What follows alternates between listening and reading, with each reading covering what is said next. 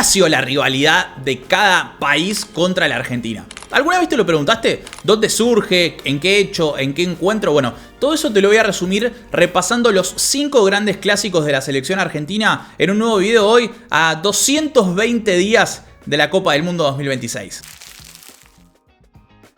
Bienvenidos amigos a un nuevo capítulo de esta sección que ya tiene 3 episodios diferentes en donde vamos a repasar toda la historia del seleccionado con diferentes temáticas. Hoy toca hablar de los clásicos. Alemania.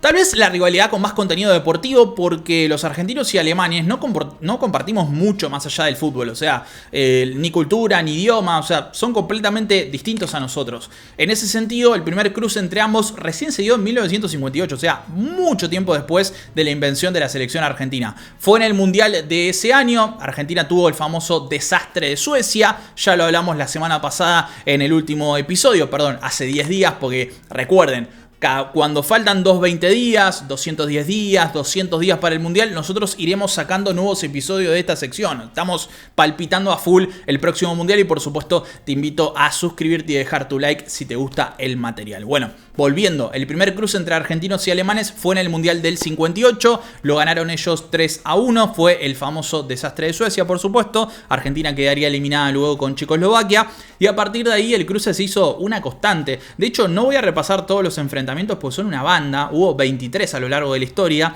En el Mundial 66 nos sacamos chispa 0-0, en el Mundialito del 80 también hubo un enfrentamiento que lo ganan ellos en Montevideo. En 1986 nos enfrentamos recrudeciendo la rivalidad en la final del mundo, ganamos. En la final del 90 todos recuerdan a Codesal, gana Alemania. Después hay una seguidilla de derrotas durísimas en lo que es este siglo, en 2005, 2006, 2010, 2014. Fue el trauma de toda una generación y la rivalidad nace por cuestiones futbolísticas. Vamos a ir a Uruguay. El Clásico del Río de la Plata es la primera gran rivalidad del fútbol internacional fuera de Gran Bretaña. Es el partido más jugado de la historia del fútbol de selecciones. El primer encuentro entre ambos, aunque AFA y la Federación Uruguaya no lo reconocen, es el del 1902 en Uruguay. Argentina gana 6-0, pero es el primer partido que se considera se enfrentaron ambos seleccionados o un combinado de cada país. Es extremadamente difícil resumir una rivalidad así, no lo voy a hacer porque ya la conocemos de sobra y porque creo que da para un video completo. Y si querés ese video completo, te invito por supuesto a dejarlo en comentarios, decímelo. ¿Nos enfrentamos varias veces en mundiales? Sí, 1930 en la final, primera final del mundo la gana Uruguay, 1986 es victoria para Argentina, de hecho Diego Armando Maradona dice que el partido contra Uruguay fue su mejor encuentro en el 86, algo curioso. La última eliminación de unos a otros fue en 2011, la Copa América de Argentina, en donde Uruguay vence a la selección de Messi y compañía, y la última gran victoria de Uruguay frente a la selección fue el 2-0 de la mano de Bielsa. De hecho, es la última gran victoria de Uruguay en general, porque desde ese partido contra Argentina en la Bombonera, la Uruguay de Bielsa no volvió a jugar bien en ningún partido. Brasil, el superclásico de las Américas, es posiblemente el gran clásico a nivel internacional. La rivalidad comienza fuera del fútbol. Es que según varios historiadores, mucho tuvo que ver, en el siglo XIX ambos países competían por el liderazgo regional, ¿sí? Por ser pretendientes de superioridad respecto a otros países del Cono Sur. Eran los dos grandes representantes en ese sentido. La búsqueda de ser el líder regional se sumó además a que eran dos países con fuertes vínculos con España y Portugal. Es decir, las disputas territoriales de estos dos grandes ex imperios o grandes países que habían tenido su colonialismo acá en Argentina y en Brasil. Bueno, nosotros medio que heredamos esas disputas territoriales a lo largo de la historia. Se enfrentan en varios combates, hay guerra de Brasil, por supuesto, que termina en lo que es la disputa por el territorio de Uruguay y la independencia de este país como tal. Incluso hubo una carrera nuclear que terminó en un acuerdo pacífico entre ambos. Podría haber terminado mucho peor. Lo curioso de todo esto es que no es el primer gran clásico futbolístico de Argentina, y como todo empieza en el afuera, se fue traspolando poco a poco a lo que es la enemistad entre ambos países, al menos a nivel deportivo. Tardó en convertirse en una rivalidad, esto es cierto, porque ayudó mucho Pelé, Maradona, los dos mejores jugadores del siglo XX, uno de unos, otro de otros, las declaraciones cruzadas, los partidos, hubo de todo. Pero el primer encuentro entre ambos se da en septiembre de 1914, fue en Geva, en Palermo, gana Argentina 3-0 con 2 goles de Izaguirre y además gol de Molfino. Hubo que esperar un tiempo para que haya partidos realmente preponderantes o peleados entre ambos, porque en el inicio Argentina era claro dominador. De hecho, entre la Copa América de 1916 y 1921 casi siempre era victorias argentinas. De hecho, Argentina gana su segunda Copa América en la historia, venciendo a Brasil en el último partido. La década del 30 terminó por potenciar todo lo que fue la enemistad entre ambos, con la Copa América del 37 como gran ejemplo. Argentina gana su quinto título, pero bueno, se empieza a pudrir todo. Se juega la primera Copa Roca en periodo profesional del fútbol. Se iba a jugar ida y vuelta en Brasil, se terminan jugando 4 partidos. Argentina gana el primero 5-1. Globo Esportivo, un medio brasileño, habla de eso como la peor derrota de la historia del fútbol brasileño hasta ese entonces. Hubo una recaudación histórica para ese partido. Hasta ese entonces jamás habían recaudado tanta plata con un partido de fútbol en Brasil, así que fue algo trascendental. Empataron, luego hubo un desempate, empataron de vuelta, se juegan hasta 4 encuentros, como te dije. Al final Argentina gana el título amistoso y todo estuvo reñido por la desconfianza hacia los arbitrajes, las acusaciones de favoritismo, el juego brusco contra ambas selecciones, etcétera, etcétera.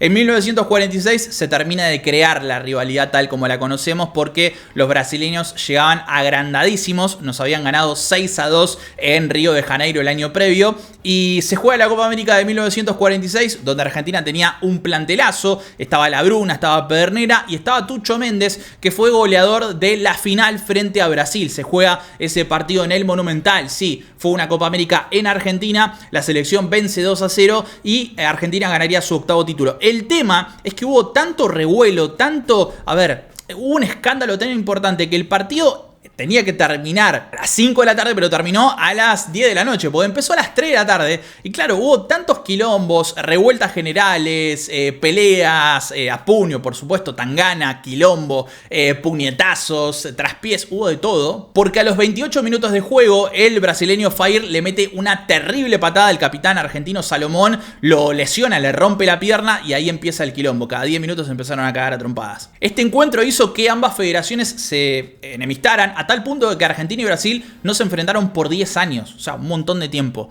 La rivalidad de Diego y Pelé, los cruces de argentinos y brasileños en Copa Libertadores, todo eso sumó. Hubo varios enfrentamientos mata a mata en la historia, esto es cierto. La Copa América de 1937, la primera final entre ambos, la gana Argentina. Se vuelven a ver las caras recién en el 90, recordemos la victoria argentina con el gol de Canigia en octavos de final. En 1993 nos volvemos a ver en cuartos de final, gana Argentina por penales. Y a partir de ahí empieza una seguidilla de victorias trascendentales de Brasil, que tiene una paternidad absoluta en los 90 y principios del siglo actual, venciendo a Argentina en múltiples torneos que no vamos a recordar porque ya los tenemos bien marcados en la memoria. La Copa América del 2021 viene a tratar de emparejar un poco la cuestión y cortar con esa racha, esa seguidilla de partidos tan negativos, sumándose esto a la primera victoria de la historia de un rival en Brasil en eliminatorias. Brasil perdió su invicto histórico en manos de Argentina con el recordado gol de Nicolás Otamendi, recordemos. Y aparte el 4-1 en el último partido en el Monumental, que fue un baile tremendo. Se los eliminó en preolímpico, en el Mundial Sub-17 con triplete de Echeverri. O sea, hay una seguidilla de partidos en los últimos tiempos que marcan una superioridad argentina respecto a Brasil, pero como sabemos, esta enemistad va y viene. Hay tiempos en donde ellos son superiores, hay tiempos en donde Argentina es mayor, y bueno, es así, es el mayor clásico de todos. Vamos con el siguiente, Inglaterra. Hasta 1966 había una relación cordial en el fútbol, o sea, más allá de la relación entre ambos países a nivel político-económico, con todo lo que debes saber de tu estudio en la escuela, sabemos que ambos países recién se empezaron a relacionar futbolísticamente con el tiempo, en la década de los 50. El fútbol fue introducido al país por británicos. Sí, un británico fundó la AFA, Watson Houghton, se sabe, pero Argentina fue el primer país no británico en enfrentar a Inglaterra en un encuentro en 1953 en Wembley. Se jugaron 2 partidos en 1953, uno con victoria argentina, el otro suspendido por lluvia acá en el país, pero en 1966 fue el punto de quiebre en donde cambia todo. La Copa del Mundo de ese año se jugó en Inglaterra, hubo muchas polémicas, no solo el gol fantasma de la final, porque en cuartos de final Argentina e Inglaterra se vieron las caras. A los 35 minutos de partido empezó todo. Silvio Marzolini, uno de los mejores, si no el mejor lateral de la historia argentina, contó que antes del partido se acercó el presidente de AFA y le dijo: chicos, ustedes pueden pedir un traductor para poder hablar con el árbitro si es que no entienden el idioma. ¿Qué pasa? El árbitro, que solamente hablaba alemán e inglés, se peleó con Ratín por una situación muy particular. Bobby Charlton le pega la pelota, sale desviada en una de las tantas situaciones de partido. Ratín frena al árbitro porque estaba muy enojado porque sentía que todo el arbitraje era localista. Y esto se ve en el partido, al menos según las crónicas, se suele decir que es así. Hay algunos que dicen que el reclamo de Ratín tiene que ver más con bajar el ritmo de partido, hacer tiempo. Pero claro, Ratín le va a reclamar al árbitro por una falta previa y el árbitro lo expulsa bajo el pretexto de que lo miró mal. Y según el árbitro, porque lo miró mal es porque él supo que lo había puteado. Algo muy extraño y que dio luego lugar a la invención de las tarjetas amarillas y rojas. O sea, a partir de este partido se dice que se inventó la idea de las tarjetas para poder dar una comunicación clara a través de una imagen, un elemento, a un jugador de o bien que se vaya a las duchas, como le pasó a Ratín, que solamente se fue expulsado porque le dijeron fuera, o sea, nada más, o una situación amarilla como una suerte de advertencia. Bueno, en este caso Ratín tuvo toda una situación en donde se va a sentar sobre la alfombra roja del palco de la reina. Bueno, se fue muy puteado, le tiraron chocolates, él los agarraba, abría el envoltorio, se los comía, después se los devolvía a la gente. Bueno, hubo todo un quilombo. Los ingleses empezaron a cantar animales, animales. Se supo que el técnico rival, Alf Ramsey, salió a declarar y dijo que no iban a cambiar camisetas con animales respecto a los argentinos. Por ese tiempo estaba muy de moda que los ingleses nos traten de esa manera por el juego brusco, como que los argentinos eran animales en su manera de jugar. Las dos siguientes décadas no harían más que potenciar esta rivalidad. Hubo enfrentamientos encarnizados entre Estudiantes y Manchester United, entre Independiente y Liverpool en Intercontinental. La guerra de Malvinas tuvo su cuota importantísima para potenciar toda esta rivalidad entre países y claro, el Argentina-Inglaterra de 1986 como gran ejemplo. Argentina e Inglaterra se volverían a ver las caras varias veces. De hecho, tenemos a uno de los grandes villanos de la historia con Owen, pero desde 2005 en adelante no nos volvimos a enfrentar. O sea, hace 20 años se dio el último partido contra Inglaterra. Y vamos a ir al último, que puede ser algo polémico, supongo no, yo no creo, pero Holanda es un gran clásico entre ambas selecciones. Es una rivalidad moderna y muy corta. No voy a poner a Francia en este video, no voy a poner boludeces como México, sino que Argentina tiene una rivalidad marcada con Holanda y esto se fue potenciando con el paso de los años. Lo curioso es que es una rivalidad recontra despareja porque Argentina cuenta con 23 títulos totales y Holanda con apenas una Eurocopa en toda su historia, pero es una rivalidad. El primer enfrentamiento entre ambos se da en los 70 cuando nos ganan 4-1 con un baile y el primer partido oficial se da ese mismo año en 1974 donde nos pegan uno de los grandes bailes de la historia del fútbol mundial porque Cruyff nos paseó en ese partido. O sea, todas las crónicas del encuentro hablan como una superioridad muy marcada del rival neerlandés que llega a la final, gana 4-0, Argentina queda eliminada. Hay una paternidad holandesa en el principio de los tiempos.